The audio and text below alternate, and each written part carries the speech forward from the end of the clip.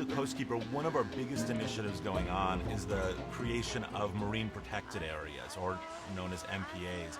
MPA is a marine protected area. Marine protected areas, or MPAs for short, are areas of the ocean that have been set aside for protection. It's essentially creating the national parks of the sea. So just as we have national parks on land and areas set aside like Yosemite's, Yellowstone's, we're trying to do the same thing in the ocean to allow for there to be an area set aside for populations to replenish.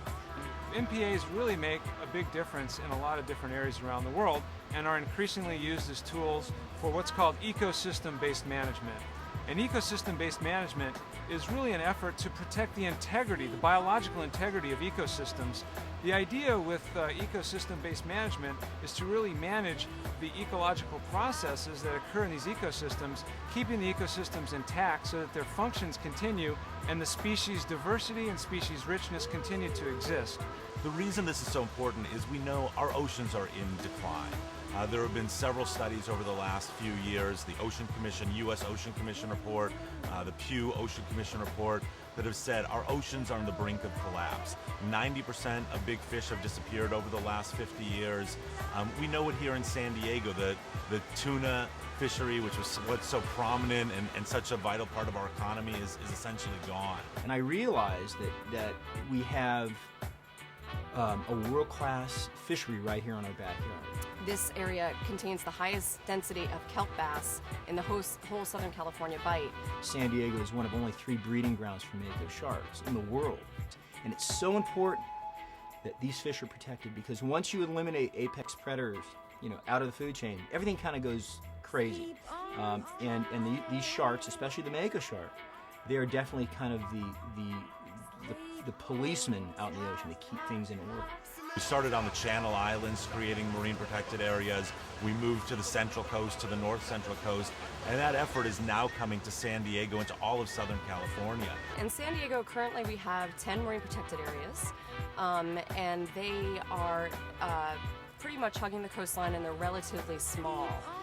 The Marine Life Protection Act is working to create a cohesive network of marine protected areas that are scientifically based so that we can figure out where they need to be placed that will provide the most benefits. It's really important that the public accepts these and embraces them, and that includes the fishermen and as well as all the ocean users who are out there every day.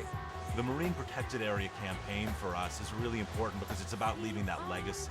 It's about leaving something for our children and our grandchildren to be able to look back at these vital, national parks of the sea and be able to enjoy those again for generations to come. And we've reached the point now where we really have to critically think about what we're going to leave, what kind of legacy we're going to leave to the next generation.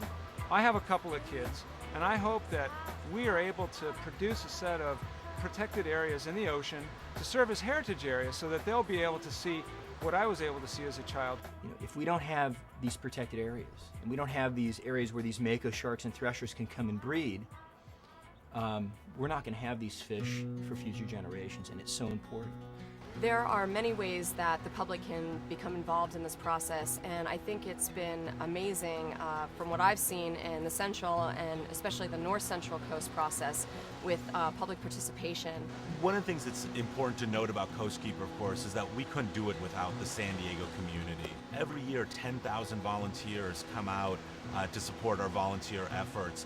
Every year we get financial support and other type of support from the community. And it's time that everyone can get involved. The process is driven from the bottom up by the public. And we're at a tipping point in history right now where this is the generation that has the opportunity to kind of make or break the oceans. And we need to make sure that we're keeping a system in place that is going to be around for many years to come, because I really feel that if the ocean dies, that doesn't leave much hope for us. And it's important that we take this opportunity to really make a significant difference now.